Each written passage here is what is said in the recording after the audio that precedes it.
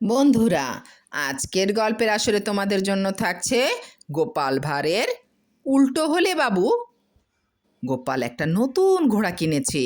গোপাল তাই নিজে শখ করে তার সাজ পড়াতে গিয়েছে। নিজের পছন্দ মতো কোনো মতে সাজ এঁটে দেওয়ার পর একটা চাকর বলে উঠল, বাবু, সাজ উল্টো হলো যে। গোপালের নিজের মনেও সন্দেহ হচ্ছিল যে তার হয়তো সাজ পরানো ঠিক হয়নি, কিন্তু তাই বলে চাকর ভুল ধরবে? এ হতেই পারে না। তিনি চটে গিয়ে বললেন, কেন উল্টো হবে কেন রে বোকা? চাকর বললে, এদিকটা থাকবে আপনার মুখের দিকে, ও দিকটা থাকবে পিঠের দিকে, তাহলেই ঠিক হবে বাবু।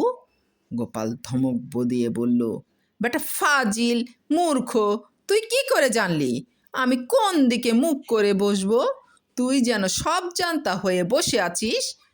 গোপাল কোনো মতেই চাকরের কাছে ছোট হতে পারছিল না।